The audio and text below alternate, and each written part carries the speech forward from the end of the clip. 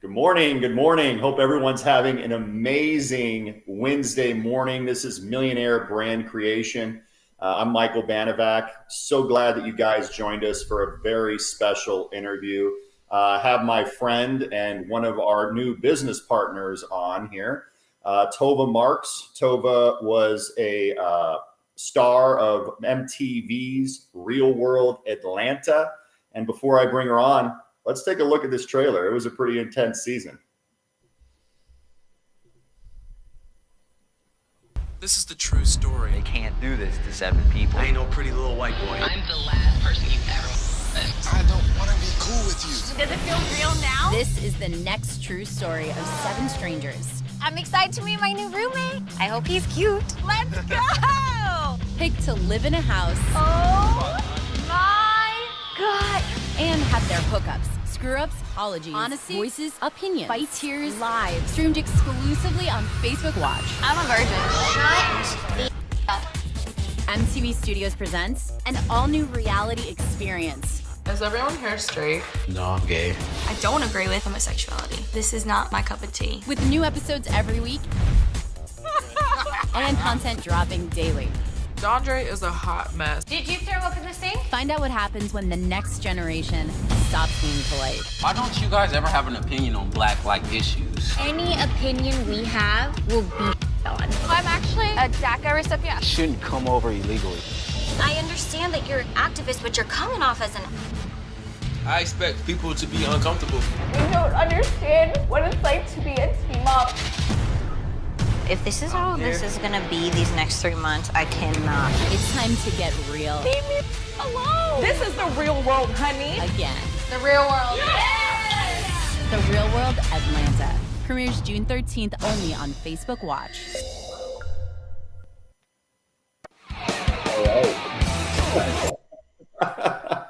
How is Oh it my seeing that gosh. every time? That gives me anxiety, actually, to watch that over again. So tell us a little bit about your story, Tovah. Let's start from the beginning, because obviously that gave you a huge national platform to curate your brand and to showcase your story. But tell us a little bit about you as a little girl and how you kind of became you. Oh, wow. Okay. So I grew up as an only child in San Diego. Let's see. How deep are we getting today? Real deep. As deeper, the Real better. deep. Deeper the better. Okay, so I mean, my story is I grew up as an only child in San Diego. I went to an all-Jewish school for a while until I was able to move to public school. I was not a popular kid growing up, so I think that's where a lot of my personality comes from. I was bullied quite a bit out of 2 middle schools and 1 high school. I don't know, I just didn't really fit in. I was that super weird kid who just wanted to be friends with everyone, but no one wanted to be friends with me. Okay, I'll tell you this. When I was in middle school, I was in my 2nd middle school. And you know how in between classes, everyone goes the same way? Like they Right. have to go, they're going to their next Right. class. So me in 8th grade, thinking I'm so cool, I would go, posse, follow me. And they would have to follow because they're going to class. And everyone Right. just thought I was like the weirdest kid ever. So yeah, school was not the best for me. I went to college at U of A. Bear down, go Wildcats. Ooh, I'm just kidding. I got my degree in psychology and have my master's in forensic psychology. My dream was to be a social worker, so I did that for 4 years, but kept getting laid off, was not sustainable. I really want to make an impact in this world, so I thought, what could make me a lot of money and give me an opportunity to still have time to help out in the foster care community. My family has a background in real estate, so I got into real estate and here we are. Yeah, I think that's a big misconception. Everyone wants to change the world, but they don't realize you need funds and you need resources to change the world. Right. So Yes. real estate is always a great platform. You look at the wealthiest people in our history, and it's because of real estate and wealth creation. Let's jump into let's jump into from your childhood in San Diego. You had a big setback, I think, as a young teen, right? Didn't you Mhm. suffer from severe depression, and touch upon that and possibly the losing of your cousin, right? Yeah. So I actually went to a suicide prevention assembly when I was in 7th grade. So I actually, since I was bullied so badly, I ate lunch with my Nurse Jan, Mm, um, every day because I just couldn't deal with being bullied. I took a bus to and from school for an hour every day. And like you see on the movies and stuff, that is how it was. I was crying every day on the bus. It was terrible. wow. Um, I just didn't like fit in with I went to a really like rich school, and but my family and I weren't like that. Like we spent money on trips and stuff, so I didn't have the coolest clothes and I didn't have the coolest cars, and I just like everyone kind of grew up together. So when I came in 5th grade, it was just I was the outcast. Right. So I would eat lunch with Nurse Jan every day. And one day in 7th grade, we had a suicide prevention assembly. And I did not know that committing suicide was an option until I went to that assembly. And so after the assembly, I went to the Nurse Jan, and I said, "Hey, I didn't know this was an option. This is what I would like to do."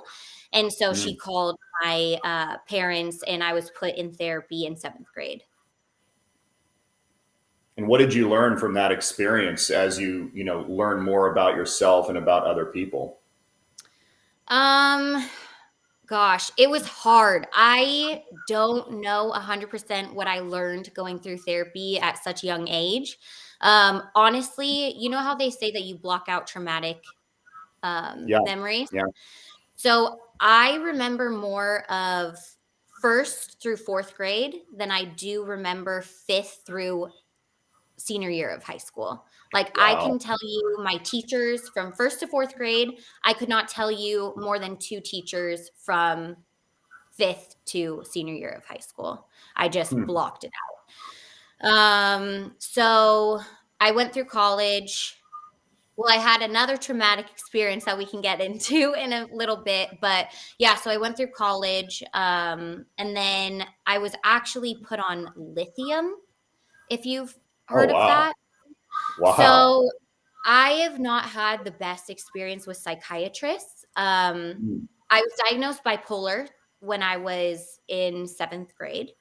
But I wasn't put on any medication because my parents were too afraid. I was still going through puberty and we didn't know, what was going to Right. happen with Right. medication. So when I got into college, I saw a psychiatrist who put me on 1,500 milligrams of lithium. Oh my God.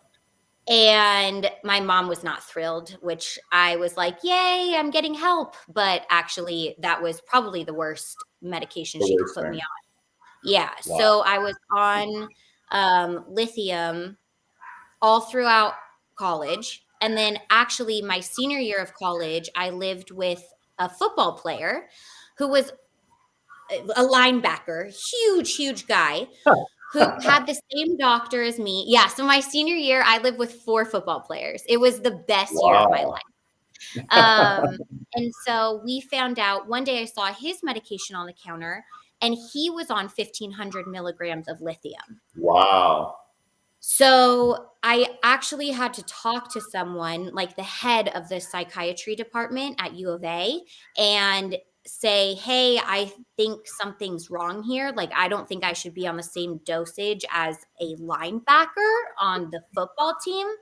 And Right. so our psychiatrist actually got fired Oh, because yeah. she was just putting kids on lithium.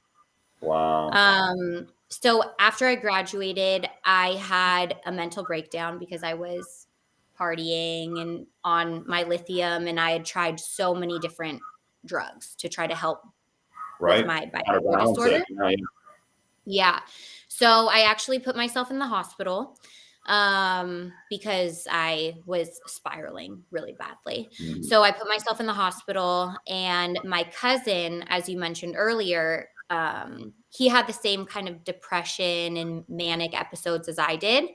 But I didn't want to tell him I was in the hospital because I didn't want him to think that suicide was an option. So I just kind of made up. We talked every day. So I told him like, oh, sorry, I've just been super busy. I didn't want him to think that that I even thought that was an option for anybody. Right. So I got out of the hospital. It was 4 days before Thanksgiving. And he calls me and says, hey, let's book our flights home. And because he was in Colorado at the time. Right. So we got off the phone, we booked our flights, and the next morning my mom called me and said that he had committed suicide within like an hour after us getting off the phone. So, I mean, people hear this, and this is a business, podcast. And the reason I wanted to bring you in is I think a lot of people have hardship in their lives, not to that extent, but it makes your story even that more powerful because everyone wants to hear about the turn, right? Everyone has hardship, but how do you turn that heartache and that pain into ultimate success? So that happens in your life. It's traumatic. What sent you on the right path to your successful trajectory that you're on now? Probably my cousin's suicide. How did that change you? I saw the devastation that happened in our family after he left us, how it affected me. And I knew that I didn't want anyone else to feel that way. So that's when I really got into social work and made sure that like I was talking to the kids all the time, making sure advocating for them to get into therapy, making sure they felt like they weren't alone. And that's why also Real World was a really big thing for me, is because I really wanted to share my story and I really wanted that happen. How did you get on a national platform like MTV? Oh gosh. So actually I applied in college. Okay.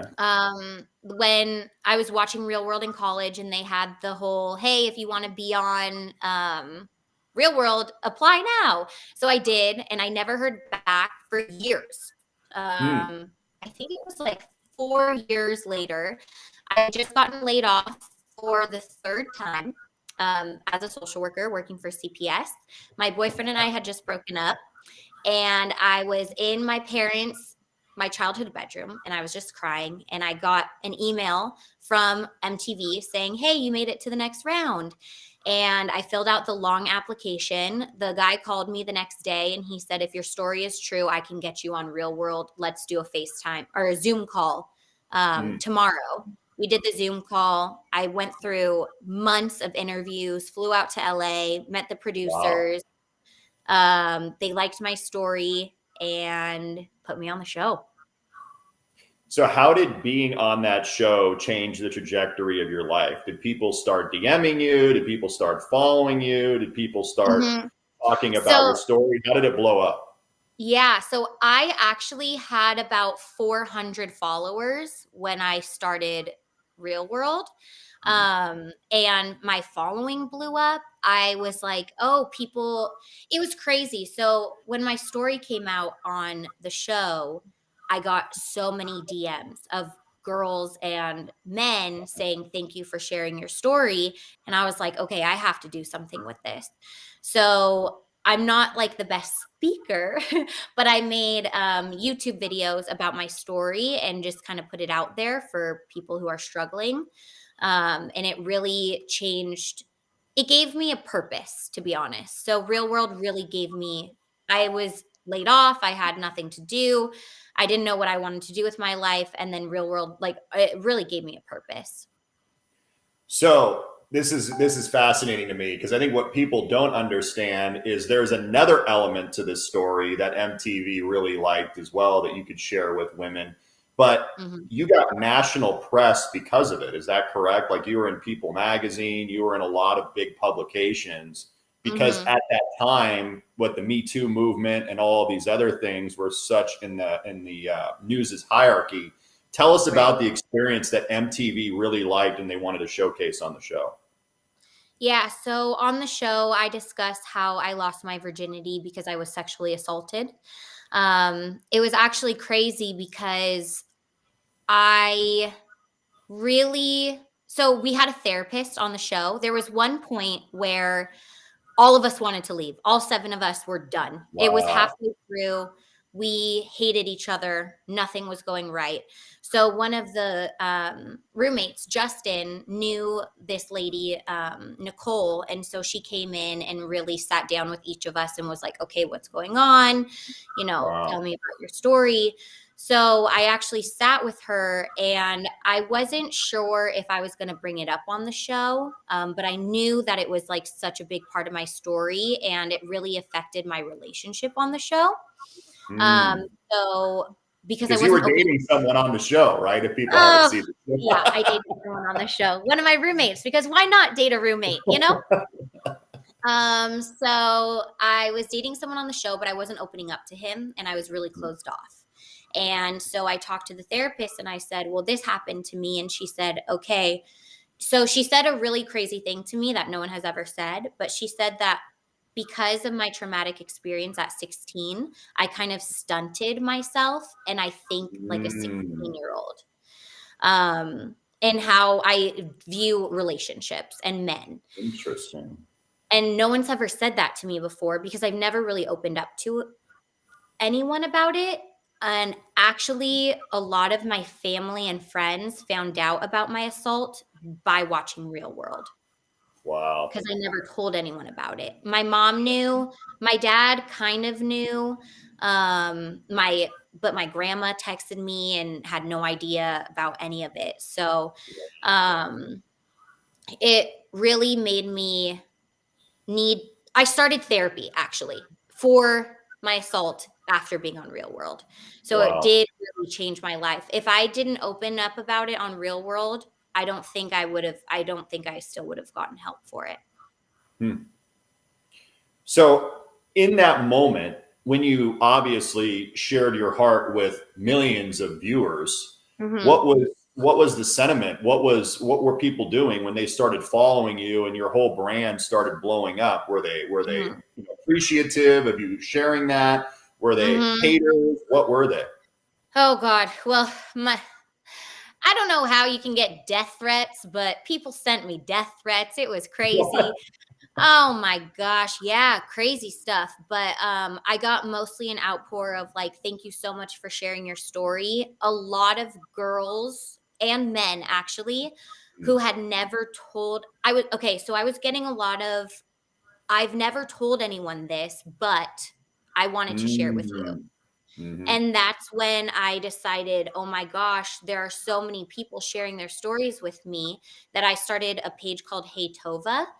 And it's a page on Instagram where people can send me their stories, and I post them anonymously so that people know that they're not alone. So a lot of people were saying, hey, I need to talk to someone about this, but I don't know who to go to. They were too embarrassed, or, they felt like it was their fault and they wanted someone who understood.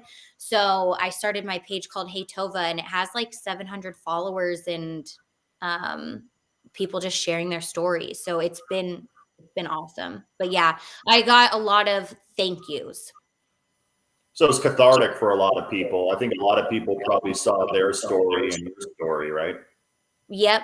Yeah. And a lot of people too. So my sexual assault is not what you see in the movies, which I think was the biggest reason that I didn't really process it for a while, because it wasn't like you see in the movies. I wasn't held down at gunpoint, or there was no knife, or I did not get beat or anything.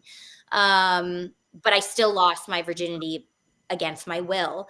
So a lot of girls reached out to me and said, I see a lot of myself in your story, because it wasn't that black and white, what we see in the movie. Consensual. Yeah. Yeah. And so it helped me tremendously, because for a long time, I didn't feel like I was allowed to say I was assaulted. And so it gave a lot of girls were like, thank you for sharing your story. This is how I lost it as well. And it's helped me. I don't know, even more than it's helped other people. Well, I think that's important. I think the biggest thing, and that's what we talk a lot about on the show, is as you build your $1 million brand and beyond, People relate to story. They see their story in other people. And I think that's why I wanted to have you on, because your story is one you see in the movies for sure. I mean, it's a very, very unique narrative. And the fact that I think you've been able to showcase that on a national platform and help a lot of people, that's a really great thing, you know. And the fact that you were a social worker and want to do those things to help others, I think is very commendable. But then you soon realize I need to make a lot of money, right? I know, seriously. Yeah. Living off $30,000 a year for 4 years was really tough. So tell us the beginning of your real estate journey, because I know a lot of people that listen in are in the real estate business, or they're thinking about joining the real estate business, or they themselves want to be financially free and successful. How did you start that journey? Yeah, so I was getting my master's when I decided to get my real estate license too.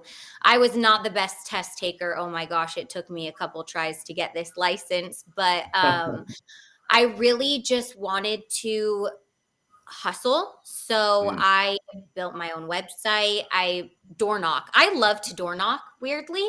So that's how I yeah, no. So that is how I've gotten about 5 sales, is door knocking open houses, door knocking my neighborhoods. My parents were actually my first clients, which helped a lot. Yeah, but I basically just kind of taught myself how to do real estate. I learned a lot. I love watching YouTube videos and getting other people's perspectives.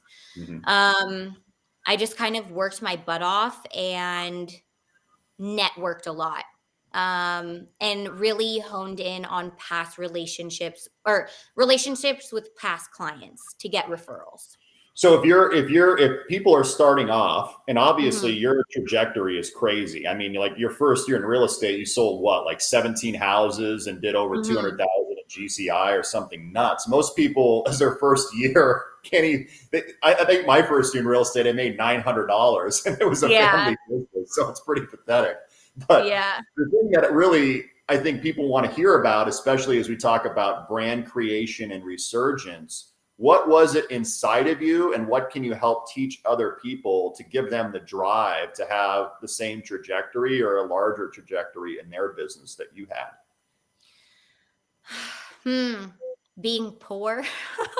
Being poor, that's a good motivator. I mean, yeah, and needing to make money. Like, I knew if I did not, so real estate is not for you if you can't motivate yourself or find someone to help motivate you. So I realized if I did not get up and door knock, I wasn't making money to go to the grocery store. So for me, it was a lot of, okay, I need to make money. How am I going to do this? No one's holding your hand in real estate, which I think is the scariest thing. I didn't have a boss. No one cares if you make money. They don't. Like, I mean, unless, hello, I just met you and now you care. But in real estate, I mean, that's very hard to find. That's, I think, another reason why I love EXP, is because you guys actually do care about your partners. But in a lot of real estate companies, people are out for themselves and they don't care. And I realized that really early on. And so I just thought, okay, if I'm not door knocking, I'm not making money and I'm not eating. So make your website, get your business cards, door knock, reach out to people. I called friends and were like, hey, do you want to buy a house? I didn't grow up here, so it's pretty hard for me. So making a Facebook group, reaching out to people, going on Instagram, and just kind of putting yourself in the room with other people. Yeah, it's something we talk about a lot too. So when you were DMing people on Instagram or messaging them via Facebook, what is an example of a question you would ask them, or how would you introduce yourself in a professional manner that other people could possibly do themselves? Yeah, so a lot of my DMs and stuff were people that I knew, and just kind of catching up. And then you just say, oh, hey, by the way, I'm doing real estate. Like, have you thought of buying or selling lately? And just kind of, it was actually pretty cool, because when I first started real estate, I did have a mentor who, that was his biggest thing: reach out to people. but like at least 10 to 15 people a day, even if you're not talking about real estate. So I got connected with a lot of friends who are now starting a year later. Hey, Right. I want to buy a house. And if I didn't just say, hey, how are your kids doing? Or how's your husband? Or how's your job going? I wouldn't be in this position. So I think real estate is I had a crazy year. I don't know how I did that, but it's a long game. As long as you're willing to wait for the long game. Like I have friends who say I'm not ready for 2 years. Okay, that's fine because I know in 2 years I'm going to make a couple $1,000. Right. So just being patient, but working your butt off. Yeah.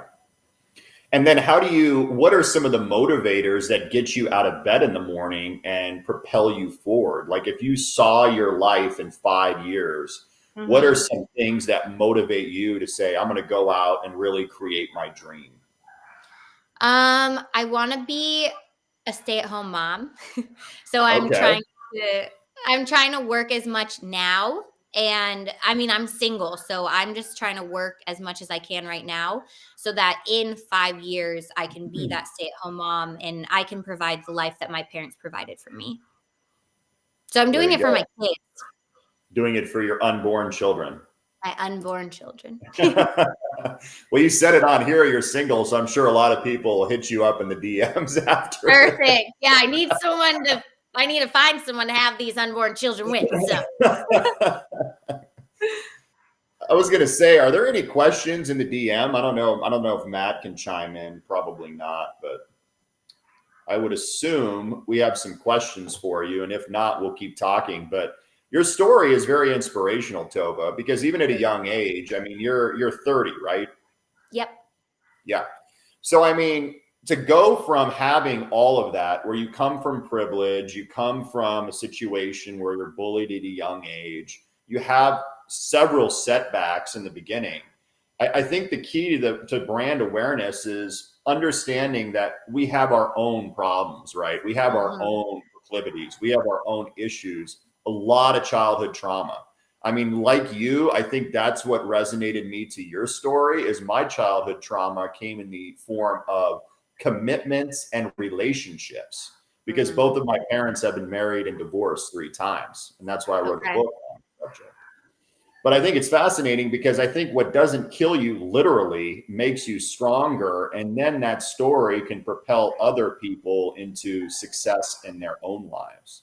Yep. So if they're going through pain and they're going through struggle in their business or their personal life, and maybe they're depressed, maybe they got out of a toxic relationship, or maybe their business isn't where they want it to be, what are some pieces of advice you can give them that helped you through? Talking to people. People are the best tool you can have. Finding people that motivate you. So I have a partner that motivates me to get up, to go door knocking. I think really surrounding yourself with like-minded people, being the dumbest person in the room that you're in is really important, and just surrounding yourself with people that make you better and surrounding yourself with people that you want to be. That's so true. So what are some of the things that you're doing to put yourself in the room with people that you want to become? Like, what are some action items people can take and implement that you've implemented? Yeah. So, I mean, I got here because I saw you on Instagram and said, I want to be like that guy. So tell people that story, because I think people are interested. They're like, oh, that's usually, I would assume people are DMing you saying, hey, let's go out, let's party, let's date, whatever. But you were on the other end saying, who reached out to me and who do I actually want to know? I thought that was an interesting approach. Tell them that story. Yeah, so I was on Instagram and wasn't 100% sure where I was going. I wanted to change companies and was just researching, different opportunities. And I came across your page, thankfully, and researched you and just loved what you were doing and reached out and said, hey, how can I join? How can I do this? So really just finding people that you can look up to and want to be like and reaching out, because I mean, I think a lot of people are afraid to reach out because they don't want to be a nuisance, or they don't want to be, I don't know, just like looked at as weak. Right. But I think it's a really big, people always want to help. Like Yes. whenever I get nervous about reaching out to somebody, I'm like, okay, if someone reached out to me, would I want to help them? And yes, I would. So I assume other people would like to reach out or like want to help me too. Yeah. Yeah. You look like an angel with all that light I know. around you. I was like, the sun is just moving around. There we go. That's better. Brennan, I see Brennan's on. He said, amazing story. Is there anyone that has any questions for Tovah? I mean, obviously, if you just jumped on or you're joining us late, Tovah's had an amazing story in her 30 years. You know, I'll recap quickly so people can kind of get a basis of what you went through. Grew up in San Diego, was bullied. How many of us were bullied as young kids? I was like you, Tovah. I was never a popular person. I didn't really fit in until I figured out how to fit in and how to be successful. And I'm sure you're in the same boat. And then you went through depression, suicide watch. You lost your cousin to suicide, sexual assault. You got on a huge national stage by being on MTV's Real World. You know, you've been in national publications, and now you've transitioned that hardship and that success and that platform into the real estate industry. And for those of you that don't know, you know, Tovah sold, I think, over 17 homes, did over 200,000 in GCI in her first year, all at what, 29 years old? Mm-hmm. Yeah, that's crazy. I mean, that's just insane. And I know a lot of people watching are thinking, how is that even possible, having been what you've been through? And I think, you know, if you guys have questions, chime in. We want to answer them. We want to help. I commend you for taking the time to helping other people that have been battling some of the issues that you battled at your young age.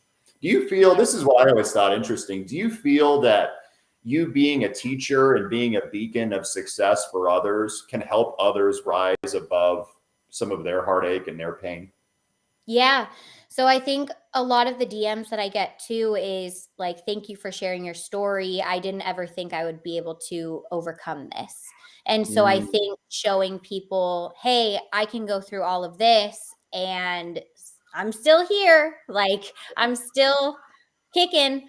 It really showed people, okay, if she can do it, I can do it.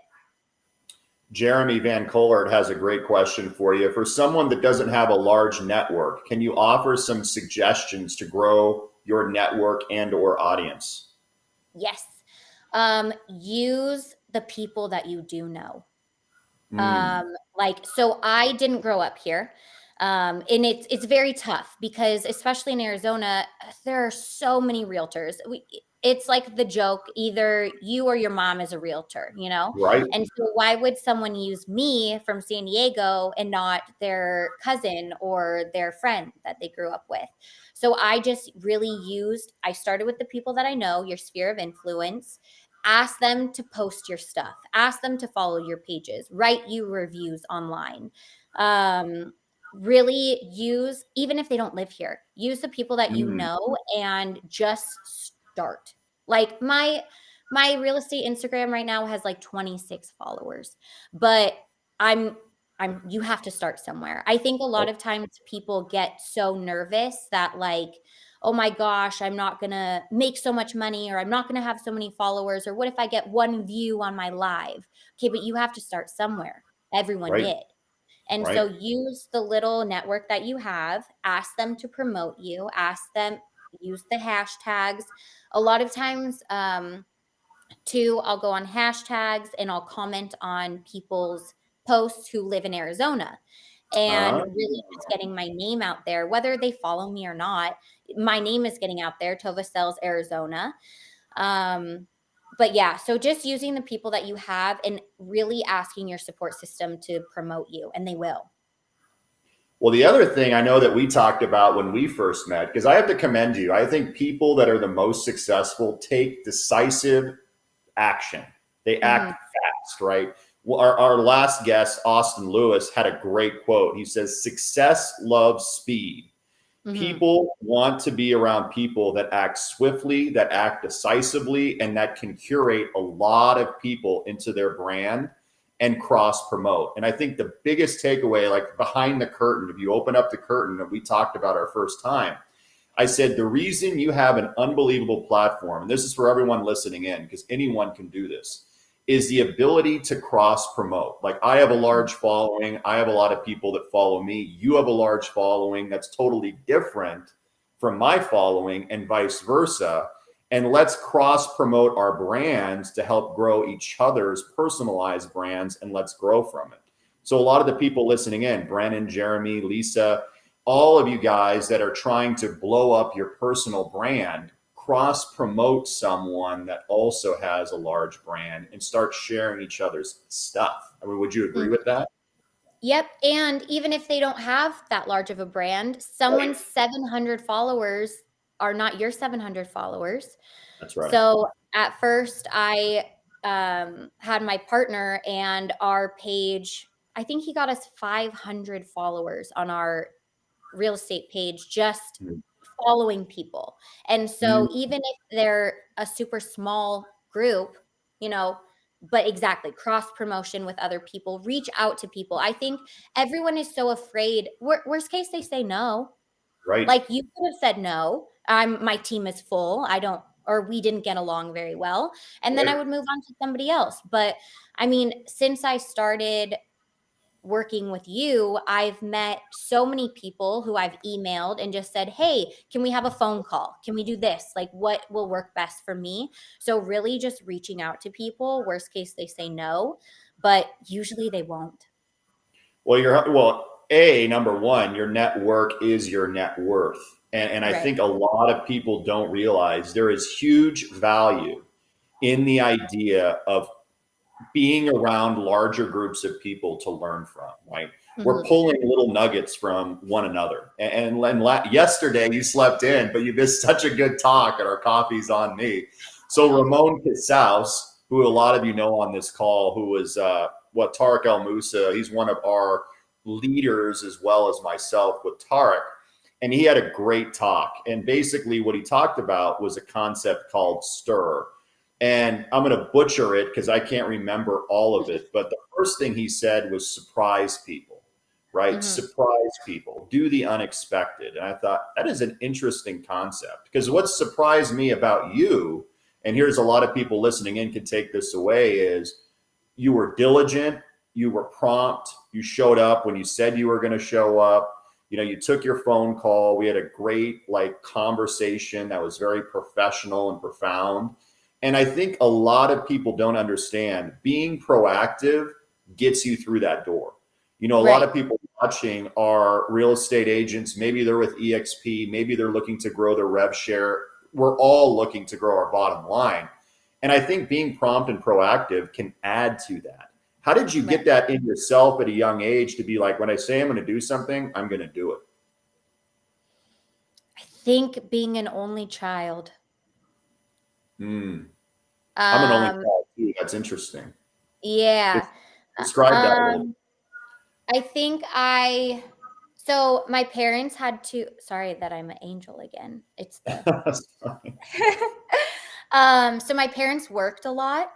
And so I did a lot of things on my own, and I knew that if I wanted something, I would have to go get it. So I'll just tell you a quick story that my dad always says. This is how he defines me when people ask, these types of questions. So apparently there was this little girl who had a bracelet at school, and I really, really wanted it, but I knew that my parents wouldn't buy it for me. And so I knew that they had it at Chuck E. Cheese in the little prize section. So instead of asking my parents to buy it for me at the store, I was like, hey, we should go to Chuck E. Cheese this weekend. I knew exactly what I was doing. Right. But so I went to Chuck E. Cheese. I got as many tickets as I needed for the bracelet, and I got the bracelet. And so I've just always been like that. Like if I want something, I will figure out any type of way and I will do it. So it's almost reverse engineer what you want your future to become. One of the things I teach a lot of the people that I work with in the dating field or business consultation field, I said, the first thing I would do is write your obituary. As cliche as that sounds and as morbid as that sounds, if you don't know what you want to be remembered for, how are you going to reverse engineer what you want to do in your life to accomplish those goals that you want, right? Mm-hmm. There's no way to figure it out unless you know where you want to go. And I think so many people, we were talking about this yesterday. The biggest mistake people make is they are solo entrepreneurs. Right. You know what a solo entrepreneur is? Describe that for the audience so they know what that is. Oh gosh. Well, if you don't have people surrounding you, then there's no way for you to get places that, I mean, just not even using other people, but just everyone comes from such different places. And if you don't use other people's knowledge or resources, you can't get even a tenth as far. Right. Right. And then the second level that a lot of people go into is what we know is cliche on Instagram and Facebook as entrepreneurs, right? Mm-hmm. Entrepreneurs are people that have a small business model. They're touching people. Maybe as real estate agents that are successful, we are considered entrepreneurs. But the problem with that is well, you're not at the highest level. And the highest level of business success is an investorpreneur. And an investorpreneur uses their ability to communicate with other people, uses their Rolodex, uses their talents, uses their means financially and or otherwise to invest in other people so the people around them can grow the infrastructure so you yourself are more successful. And I think that's what a lot of people are missing on this planet Earth. There's so much money, opportunity, and goodness to be spread through collaboration and through learning from other people. And that's what I think excited me so much about our real estate opportunity is because we have the ability to not only profit monetarily from our networks and from our gifts and from our stories, but we also have the ability to touch thousands of lives across the planet and help them become better. And to me, that's the best legacy possible. And when you look at your legacy with CPS and helping children and helping people, through suicide and things of that nature, what do you want to be remembered for on top of what we've already discussed? So my dream is to open foster homes. Yeah. So when I was working with CPS, a lot of my kids didn't feel safe in their foster homes. And so I want to open foster homes because I know that at least my kids will be safe in there. Wow. So that is the biggest thing that I want to do. And how do you go about accomplishing something like that? What are some of the tools necessary to create a safe environment for people that have been harmed and or, in a distrusting relationship or parentship growing up? What do you do? Yeah. I just have to work my butt off in order to be able to afford that.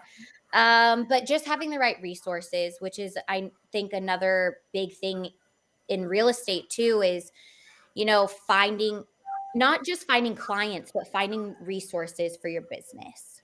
People to help promote you, people to help brand you, people to help sponsor you, finding those resources before trying to find clients.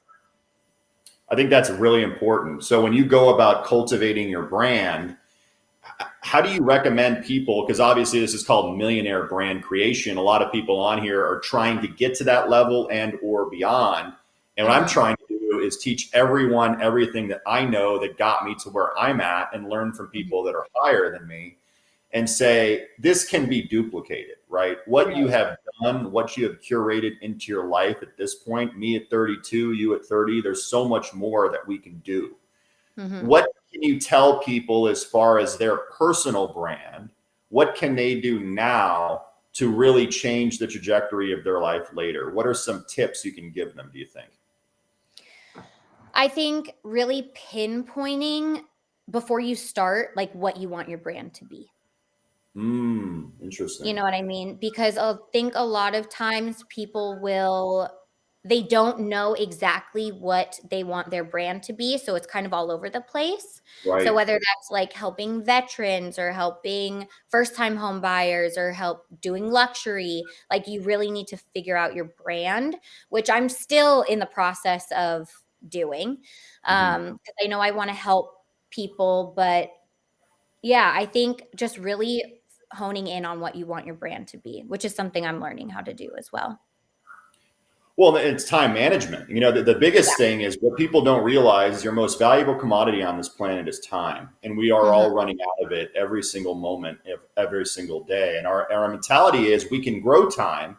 But what most people don't realize, the only way to grow time is to leverage people, to entrust people that you are a representation of our brands. And that's what I love about partnerships is in a short amount of time that we have known each other, I've had you on a bunch of platforms. You've been super helpful to me. I've been super helpful for you. And it's a win-win-win situation where it's like, now we can leverage each other's brands and we know like this person is a good representation of what I'm trying to curate and create for other people. And then you go out, you grow it and you grow it and you grow it. And I think so many people in real estate and beyond are just islands. And you can see that in depression, right? You can see that in unhappiness in their own lives. You can see that in, you know, I mean, the biggest thing for me, and you can maybe touch upon this, some of the most successful people I know are the most alone.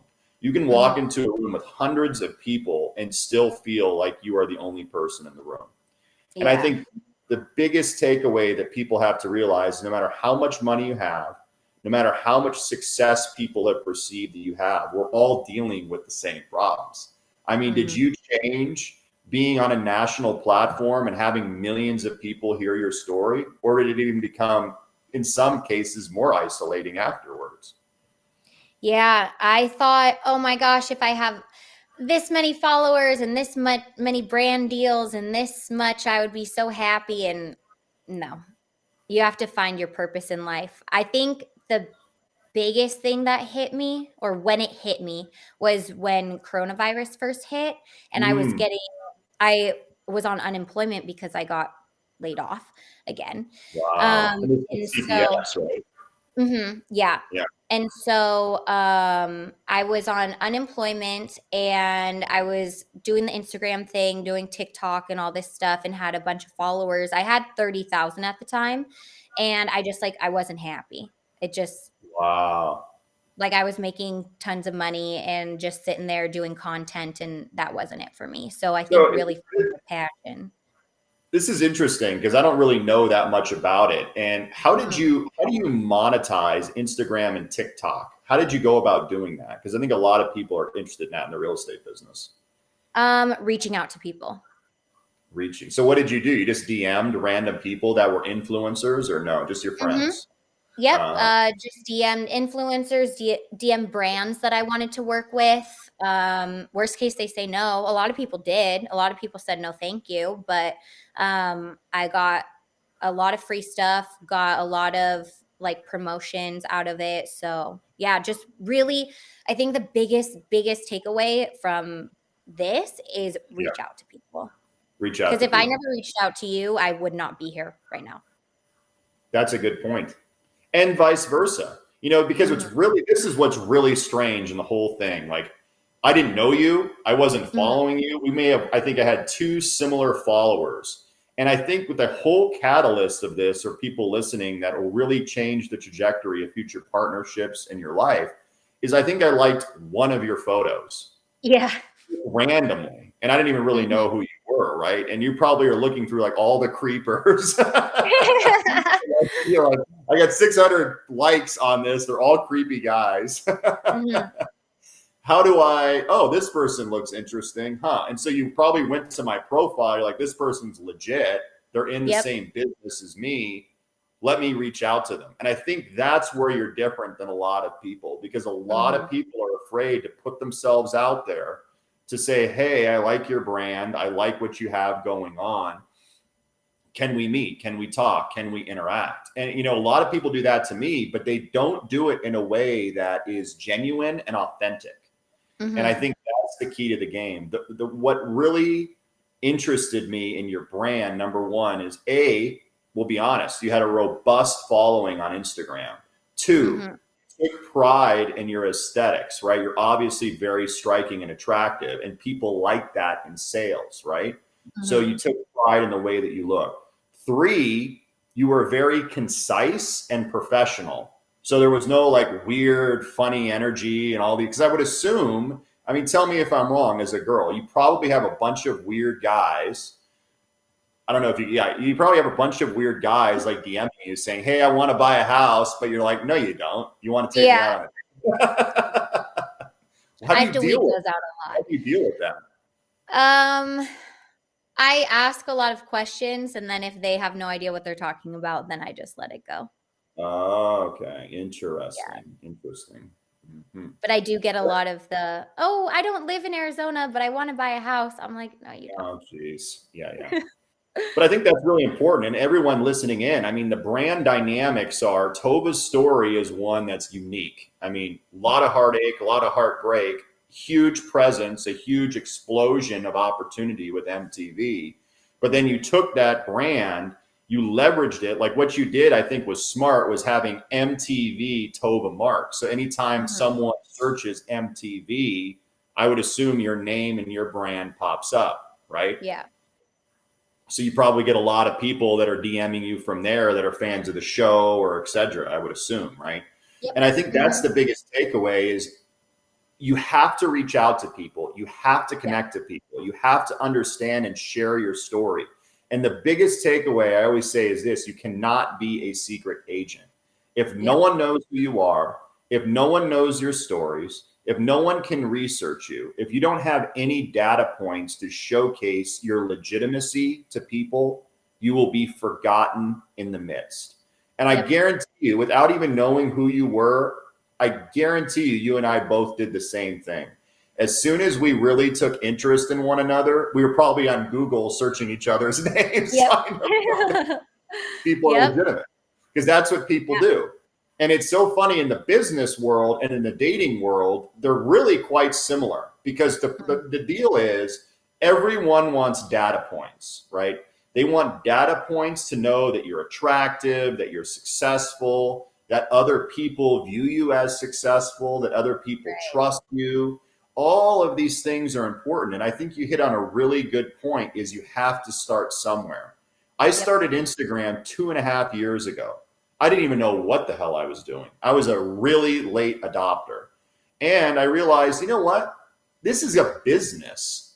This is a digital report card. This is a resume that people now more than ever on our Facebook or Instagram or LinkedIn, your SEO, this is what people are judging us on. This is what's getting us business or not. And I think a lot of people don't understand that. They're not putting the time in they need to do it.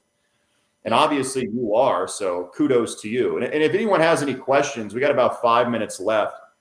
Feel free to comment in the DM section. If you want to ask myself, you want to ask Tovah any questions about her branding. So moving forward, this is my big question. What are you going to do now in the coming year or 2 years to really take your brand and take your, let's say, team to the next level? What are some of the ideas that you have rolling around in your mind right now? I really want to start getting more connected to the community. So I want to start doing like Where's Tovah Wednesdays and really showcasing small businesses.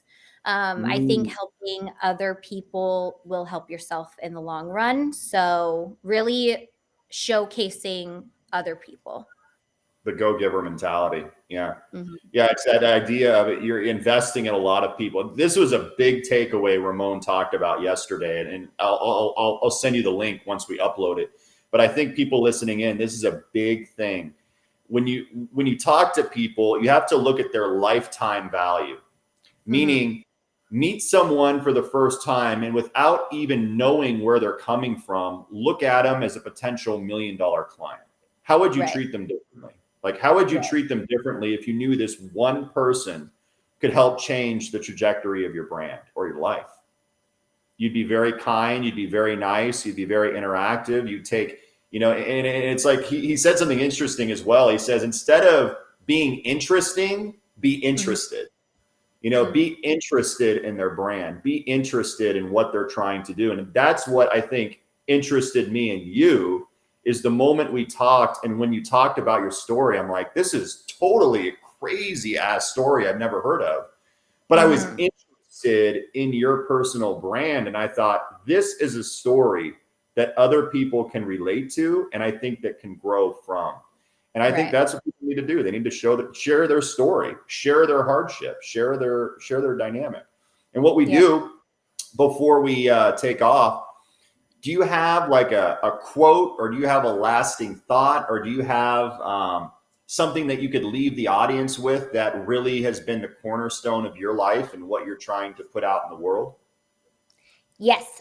Okay. So my favorite quote is, the quote, dance like nobody's watching, sing like nobody's listening.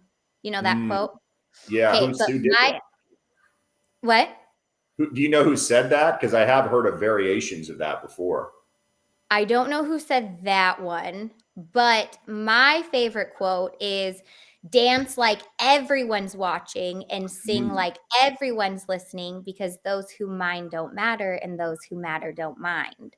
So it's really just being yourself, not being afraid to put yourself out there, and those who mind don't matter. Like, let them go. So very true. Yeah.